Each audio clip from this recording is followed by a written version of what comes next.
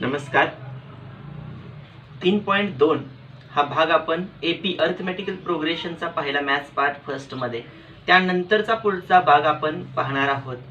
त्यापूर्वी आपल्याला the wise teacher हा एक पार्ट आपल्याला दिलेला आहे. तो आपल्याला समोर बोर्डवरती दिसतोय.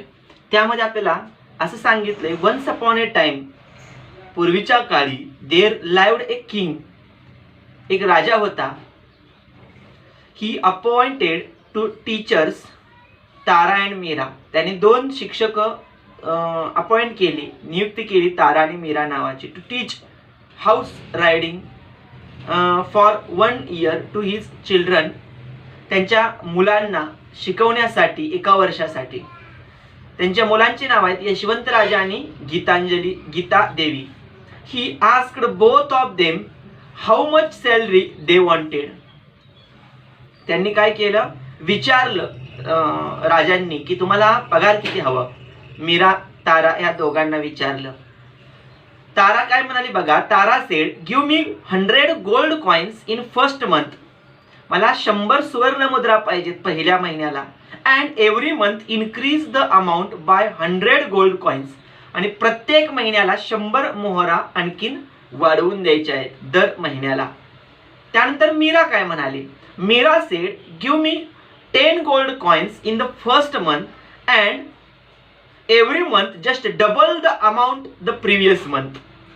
म्हणजे मीराने सांगितलं की मला सुरुवातीच्या महिन्याला 10 सुवर्ण मुद्रा हव्यात आणि तिथून पुढे प्रत्येक महिन्याला, ज्या महिन्यात तुम्ही अगोदर मला जेवढ्या मुद्रा दिलेत त्याच्या दुप्पट पुढच्या महिन्यात मला हव्या आहेत. असं म्हटल्यानंतर राजा ॲग्रीड, राजा तयार झाला. आफ्टर 3 months, 3 महिन्यांनी, यशवंतराजे सेड टू हिज सिस्टर.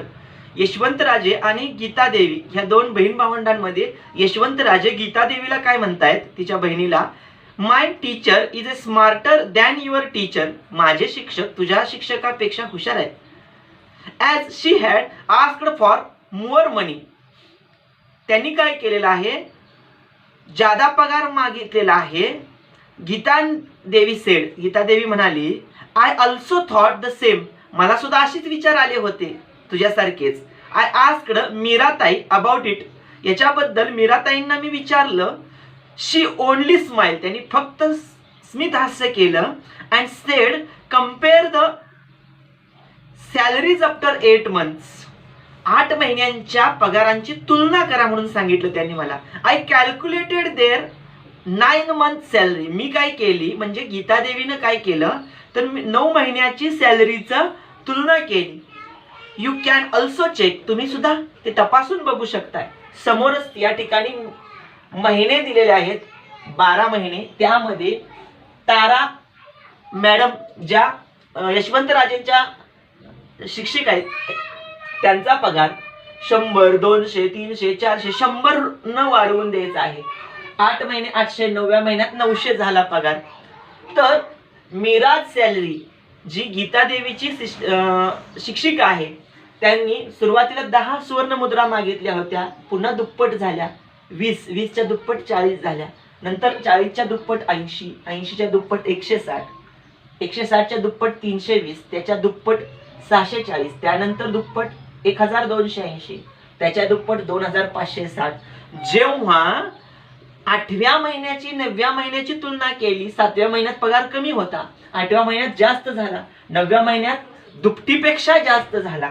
या पद्धतीनं 1 वर्षाचा पगार विचारात घेतला तर जादा पगार मिळणार आहे मीरा मॅडमना, आणि तारा मॅडमना पगार त्या तुलनेनं कमी मिळणार आहे. म्हणजे या ठिकाणी द वाईज टीचर, हुशार शिक्षक, या ठिकाणी मीरा या शिक्षिकेचा या ठिकाणी विचार केला जातोय, कारण त्यांनी विचार करून त्या पद्धतीनं मागणी केलेली होती. ताराचा पगार 100, 200, 300 या पटीनं वाढत चाललेला आहे. म्हणजे सेम कॉमन डिफरन्स आहे, तो म्हणजे 100. 200 वजा 100, 300 वजा 100.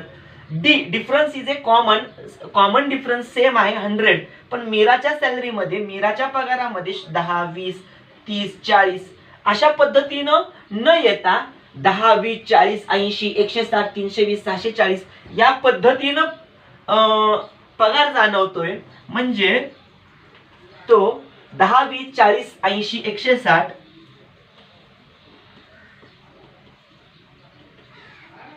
या पद्धतीने तो वाढत चाललेला आहे. Is not an AP. इथं अरिथमेटिक प्रोग्रेशन दिसून येते पहिल्या ताराच्या सॅलरीमध्ये, परंतु मीराच्या पगारामध्ये त्या ठिकाणी समान फरक दिसून येत नाही. इथं रेशो सेम दिसते. पुढचा पगार आणि मागचा पगार 20/10 दुप्पट, 40/20 दुप्पट. म्हणजे T2 आणि T1 यांचा भागाकार केला किंवा TN घेतला किंवा त्याच्या पुढचा TN+1 घेतला आणि TN अगोदरचा घेतला, यांचा रेशो काढला तर इथं रेशो सेम येतोय. सेकंड सॅलरी मध्ये रेशो कॉमन येतोय, रेशो सेम येतोय आणि फर्स्ट मध्ये डिफरन्स कॉमन येतोय. म्हणजे TN+1/TN is a GP not an AP. म्हणजे AP नाही. अरिथमेटिक प्रोग्रेशन फर्स्ट मध्ये दिसते, सेकंड मध्ये जॉमेट्रिकल प्रोग्रेशन दिसून येते, भौमितिक श्रेणी जाणवते. नेहमी लक्षात असू द्या की नेहमी geometric progression is a greater than arithmetic progression. नेहमीच जास्त असणार आहे, कारण ती पटीमध्ये वाढत गेलेली आहे, गुणाकाराच्या पटीत वाढत गेलेली आहे. Geometric progression will increase faster than arithmetic progression. म्हणजे वेगानं वाढत जाते जॉमेट्रिक प्रोग्रेशन. त्यामुळं इथं मीरानं काय केलेलं आहे तर जॉमेट्रिक प्रोग्रेशनचं टेक्निक वापरलेलं आहे आणि ताराने अरिथमेटिक प्रोग्रेशनचं लॉजिक या ठिकाणी वापरलेलं आहे. त्यामुळं the wise teacher Meera is a wise teacher या ठिकाणी सांगितलेलं आहे. मग ह्या पगाराची जर आपण बेरीज करायची म्हटलं तर ती कशा पद्धतीने करायचं? First term, second term, third term, fourth term. आपण जीपीचा वापर नाही करणार आहे, आपण जीपीचा अभ्यास नाही करणार आहे, आपल्याला एपीचा अभ्यास करायचा आहे. सुरुवातीला पण आपण या ठिकाणी एपी मध्ये डेफिनेशन सांगताना शिकलो होतो की आपण अभ्यास एपीचा करणार आहे, आपण जीपीचा अभ्यास करणार नाही. तर ह्या एपी मध्ये जर सगळ्या पगारांची, प्रत्येक महिन्याच्या पगाराची जर आपल्याला बेरीज करायची झाली तर ती कोणत्या पद्धतीने करायची? Sum of the total nth term of an AP. पहिल्या सगळ्या nth टर्मच्या बेरजा आपल्याला करायच्या आहेत आणि ते कसं करायचं ते आपण इथं आपल्याला पाहायचं आहे. क्विक ॲडिशन समोर आपल्याला दिसतेस. पटकन बेरीज कशी करायची याबद्दल पण आपल्याला या ठिकाणी थोडक्यात माहिती सांगितलेली आहे. 300 years ago 300 वर्षापूर्वी there was a single teacher school in a Germany. जर्मनीमध्ये एक शिक्षकी शाळा होती. The teacher was Buttner. Buttner नावाच्या शिक्षिका होत्या. And he had and assistant John Martin Bartels. आणि त्यांचा सहाय्यक होता John Martin Bartels. He use the teach alphabets to the children and sharp their pencils. पेन्सिलचं टोक काढायला सांगितलं होतं. ही यूज उपयोग करायचा होता. टू टीच शिकवण्यासाठी अल्फाबेट्स ABCD. पुढं काय सांगितले? Buttner was the strict teacher. Buttner हे एक कडक शिस्तीचे शिक्षक होते. One day he wanted to do some work and wanted peace in the class. त्यांच्या एका दिवशी काय झालं, एक कार्य दिलं होतं. वर्गामध्ये खूप शांतता होती. So he tried to occupy all students with a lengthy addition. सगळ्या वर्गातील विद्यार्थ्यांना व्यापून एकच काम दिलं होतं सर्वांना एकत्रित. कोणतं काम होतं बघा?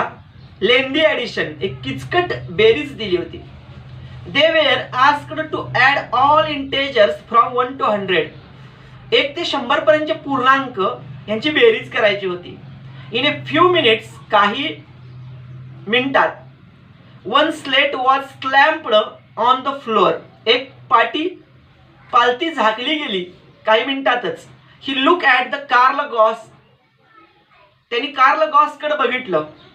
अँड आस्क्ड, त्यांनी विचारलं, I asked you to add all integers from 1 to 100. काय विचारलंय? तू पूर्ण केलेस का? Why did you keep the slate down. तू पाटी का पालती घातलीस? Don't want to do it. Carl Gauss said, I done the addition. का पाटी पालती घातलीस असं विचारल्यानंतर ते सांगतायत, माझं काम पूर्ण झालेलं आहे. द टीचर आस्क्ड, शिक्षक विचारतायत, how did you do it so quickly. पटकन तू ही क्रिया कशी केलीस बाळा? You would not have written all the number, सर्व संख्यांची तू लेखी क्रिया केली नाहीस का? व्हॉट इज द आन्सर, तुझं उत्तर काय आलंय? कार्ल गॉस सेड 5050, 5050 माझं उत्तर आलेलं आहे. टीचर वॉज सो सरप्राइज्ड, त्यांना आश्चर्य वाटलं, अरे हे उत्तर कसं काय आलं पटकन. अँड आस्क्ड हिम, त्यांनी विचारलं त्यांना, how do you find the answer, तू पटकन हे उत्तर कसं मिळवलंस? Carl Gauss explained his quick addition method. मग कार्ल गॉस यांनी त्यांचे पटकन बेरीज करण्याची क्रिया सांगितली, ती समोर बोर्डवरती आपल्याला दिसते. काय केलं कार्ल गॉस यांनी? नंबर्स इन इन्क्रीज ऑर्डर, चढत्या क्रमानं त्यांनी अंक लिहिले 1 ते 100 पर्यंतचे. त्यानंतर नंबर्स डिक्रीजिंग ऑर्डर, तेच संख्या त्यांनी उतरत्या क्रमानं मांडल्या आणि त्या दोन्ही अंकांची बेरीज केली. शिक्षकांनी एकाच वेळेला बेरीज करायला सांगितली होती 1 ते 100 पर्यंतची, त्यांनी 2 वेळा बेरीज केली. म्हणजे 1 ते 100 एकदा सरळ लिहिले, एकदा उलटे लिहिले आणि यांची बेरीज केली, ती आली 101. सर्वांची बेरीज सेम येते 101. म्हणजे काय केलं, 101 हे उत्तर किती वेळा आलं? 100 टाइम्स, 100 वेळा. Sum occurs 100 times, sum of each pairs 101. प्रत्येक अंकांची 2 अंकांची बेरीज 1 and 100, 2 and 99, 3 and 98, 4 and 97 up to so on 101. So addition is 101. Then 100 times 101 addition, their production is 10,000 100. त्यांचा गुणाकार आपल्याला मिळाला 10,100. 1 to 100 काउंटेड इन 2 टाइम्स. त्यांनी काय केलं होतं, 1 ते 100 पर्यंतचे अंक 2 वेळा काउंट केले होते.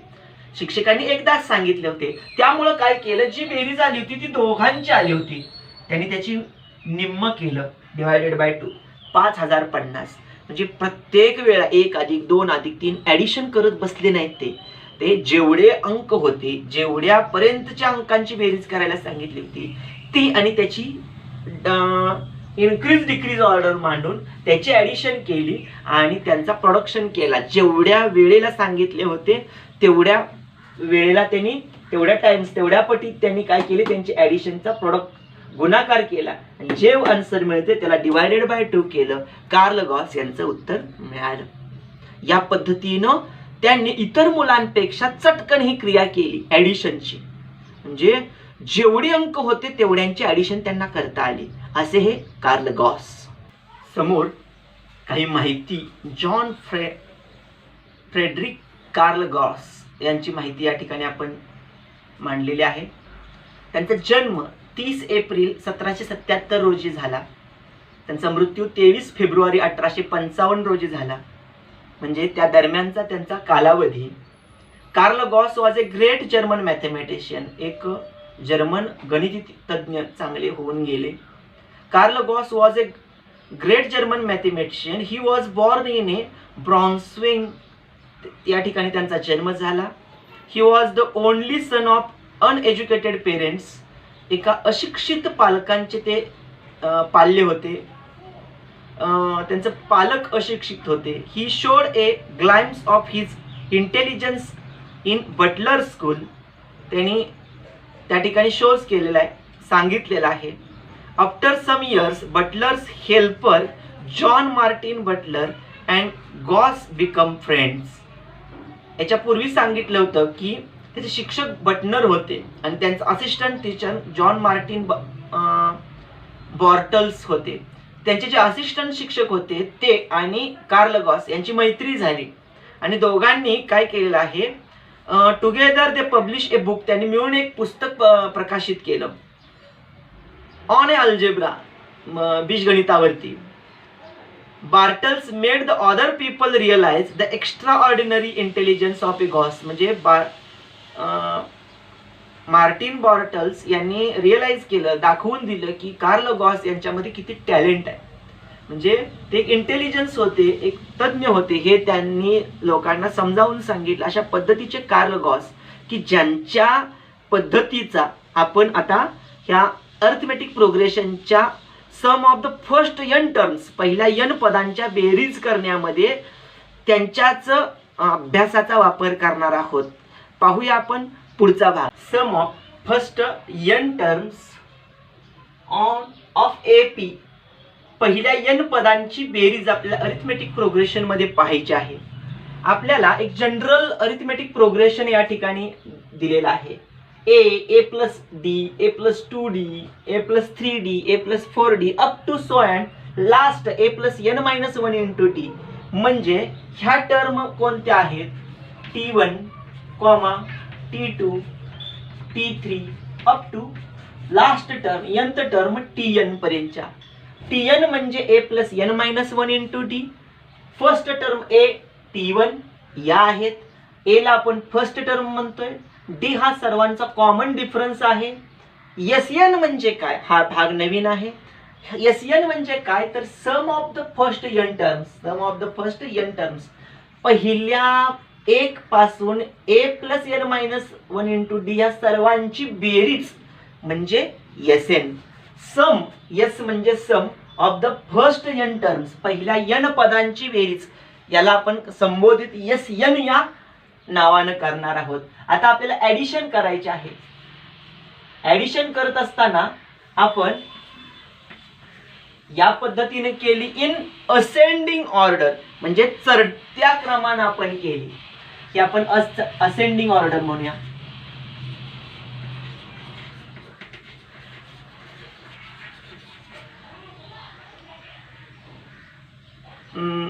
असेंडिंग ऑर्डर झाली.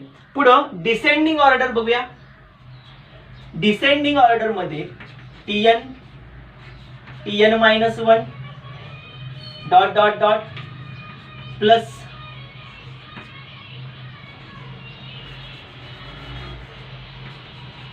t3 plus t2 plus t1 या पद्धतीनेही डिसेंडिंग ऑर्डर आपण मांडली. चढत्या उतरत्या क्रमाने जेव्हा आपण ऑर्डर मांडू तेव्हा आपल्याला गॉस थिअरीचा वापर करायचा आहे. Carl Gauss. चढत्या क्रमाने उतरत्या क्रमाने मांडून त्यांची ऍडिशन करायची, त्यांची सम करायचे. सम करताना ही nth टर्म आहेत, एकूण टर्म आहेत nth टर्म, म्हणजे एकूण n संख्या आहेत, त्यांची आपल्याला बेरीज करायची आहे. सम ऑफ फर्स्ट n टर्म्स, पहिल्या n पदांची बेरीज. पण इथं 2 टाइम्स आहे, 2 वेळा आहेत. t1 plus tn.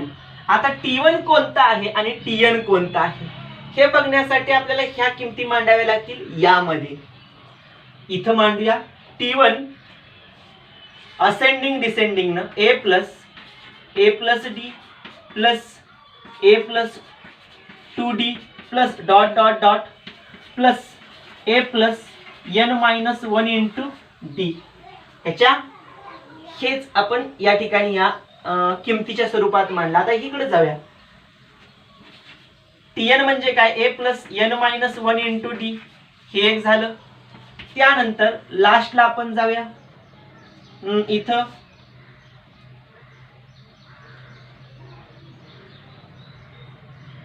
इथं शेवट घेऊया आपण. a plus 2d plus a plus d plus a या पद्धतीने आपण मांडल्या, डिसेंडिंग ऑर्डरनं मांडल्या. यानंतर आपल्याला काय करायचं आहे?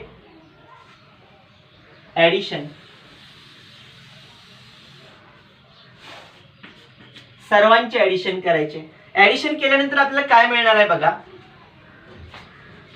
a plus a 2a plus n minus 1 into d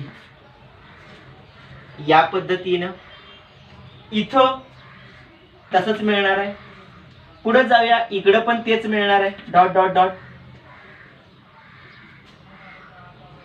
plus a plus n minus 1 into d plus a means 2a plus n minus 1 into d.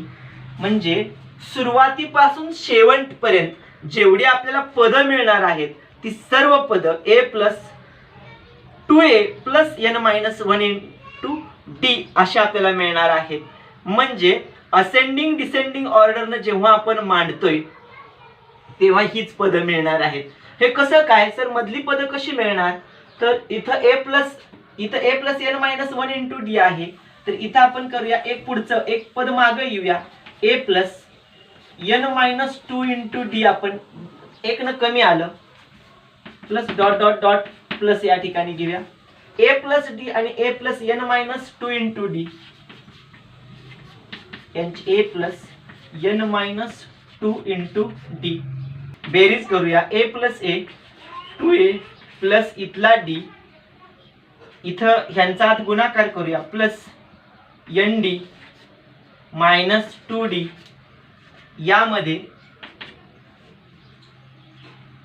2a तसाच आहे प्लस ह्या डी यातनं एक डी गेला N D minus D 2a plus दोघांमध्ये D common आहे इथे n राहतोय तसाच मायनस इथे 1 राहतोय into D 2a plus n-1 into D म्हणजे कुठं पण पुढची पद आपण चेक करत गेलो तर हेच पद मिळणार आहे.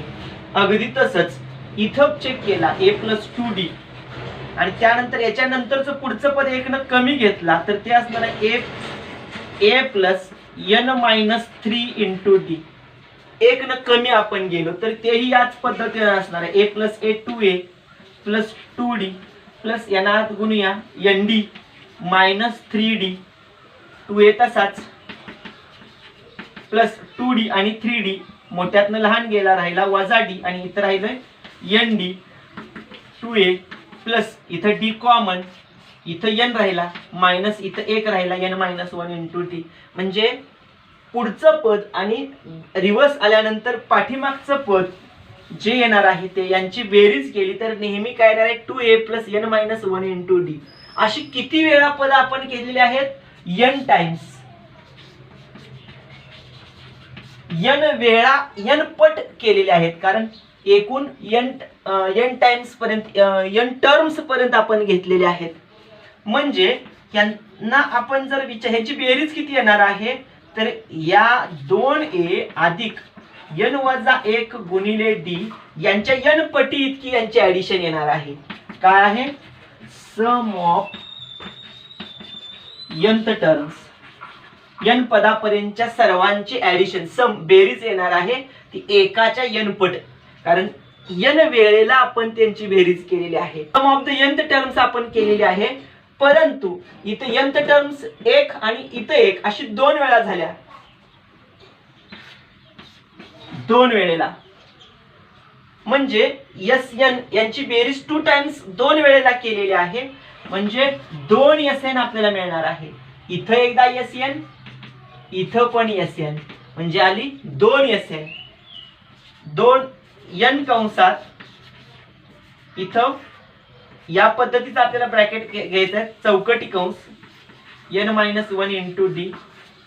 आता हा 2 इथं आहे तो डिवाइड करायचा आपल्याला आन्सर काय मिळणार आहे Sn इज इक्वल टू हा 2 इकडे गेल्यानंतर डिवाइड होतोय n/2 ह्या n ला हा डिवाइड 2 झाला in bracket 2a plus n-1 into D हे आन्सर आपल्याला मिळणार आहे. हा फॉर्म्युला आपल्याला मिळतोय कशासाठी मिळतोय sum of the first n terms of an AP पहिल्या n पदांची जर आपल्याला एपी मधल्या अंकांची बेरीज करायची एपी मधल्या पहिल्या n पदांची 1 ते 10 पर्यंतच्या अंकांची बेरीज 1 ते 50 पर्यंतच्या 1 ते 25 पर्यंतच्या किंवा 1 ते 100 पर्यंतच्या n टर्म्स लास्ट टर्म पर्यंतची बेरीज करायची ऍडिशन त्यासाठी आपण ह्या सूत्राचा वापर करू शकतोय. ह्या 2 न जर आत डिवाइड केलं तर थोडंसं सूत्रामध्ये बदल होतोय तो कसा तो बघूया. Sn बरोबर n सगळ्याला आत आपण गुणूया n/2 इन ब्रॅकेट पहिली चौकट 2a प्लस दुसरा भाग n/2 in bracket n-1 into D या पद्धतीने आपल्याला ही किंमत मिळणार आहे. म्हणजे काय 2a ला या पदानं गुणलं अधिक n-1 इंटू डी ला n/2 न गुणलं या पद्धतीने आपल्याला किंमत मिळणार आहे. म्हणजे 2 ला 2 निघून गेला na किंवा an या पद्धतीची किंमत राहणार आहे आणि इथं राहणार आहे n into n-1 into d/2 ही सुद्धा Sn ची किंमत असणार आहे. म्हणजे 2 किमती आपल्याला मिळणार आहेत एक तर n/2 न मल्टिप्लाय केलं तर हे पद मिळणार आहे आणि कॉमन असेल तर या पद्धतीनं सूत्र मिळणार आहेत. यांचा वापर करायचा आहे आणि आपल्याला पुढे सॉल्व्ड एक्झाम्पल्स आहेत 3.3च्या पूर्वीचे एक्झाम्पल्स, त्याचा सराव करायचा आहे. या पार्टचा आपल्याला सराव करण्यासाठी सॉल्व्ड एक्झाम्पल सोडवायचे आहेत. पाहूया. n पर्यंतच्या टर्मची ऍडिशन कशी करायची हे आपण पाहत आहोत. त्याचा फॉर्म्युला पण आपण दोन पद्धतीनं बघितला. त्यासाठी आपण AP चा वापर केला होता. a plus D, a plus 2d, a plus n-1 into D या ठिकाणी. आणि यासाठी आपण सूत्र सर्वांची बेरीज करण्यासाठी वापरलं n/2 in bracket 2a plus n-1 into D या फॉर्म्युल्याचा वापर केला. त्यानंतर आपण n/2 न मल्टिप्लाय केल्यानंतर दुसरं सूत्र मिळते म्हणून सांगितलं. Sn is equal to na plus n/2 in bracket n-1 into D हा फॉर्म्युला आपण मिळतोय यानं आत गुणल्यानंतर. तसंच जर आपण 2a ला सेपरेट केलं या पद्धतीनं, 2a म्हणजे a प्लस a हे सेपरेट केलं आणि इथं आहे n-1 इंटू डी.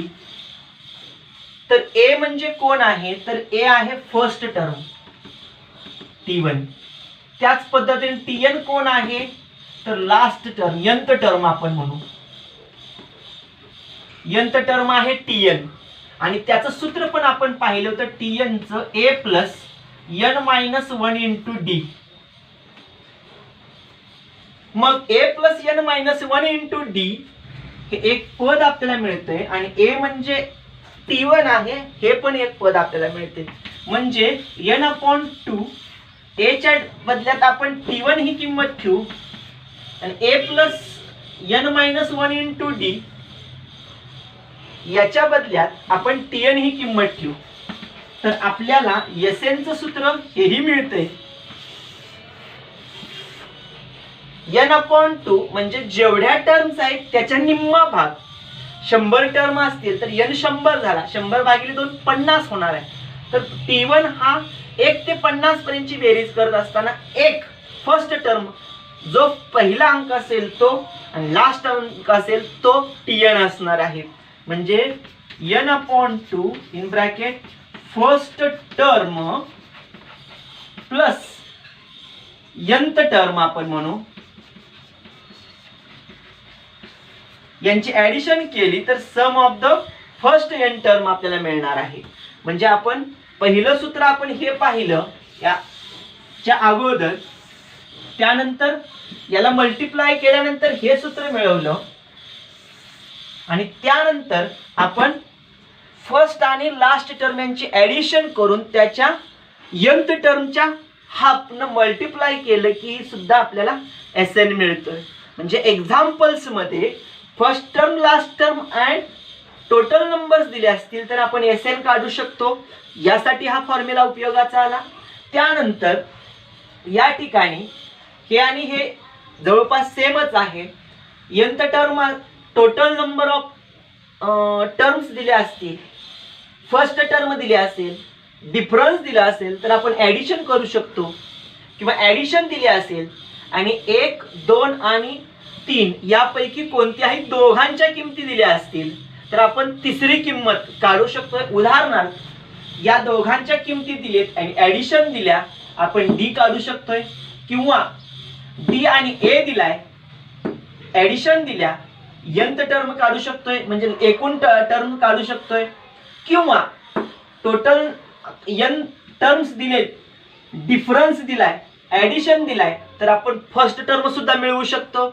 या पद्धतीनं आपण जशी एक्झाम्पल्स मध्ये माहिती दिल्या त्यानुसार फॉर्म्युलाचा उपयोग करायचा आहे आणि आपल्याला sum of the first n terms of an AP च्या व्हॅल्यूज मिळवायच्या आहेत किंवा nth term AP and total numbers, last numbers, first numbers and difference याच्याही किमती आपण मिळवू शकतोय.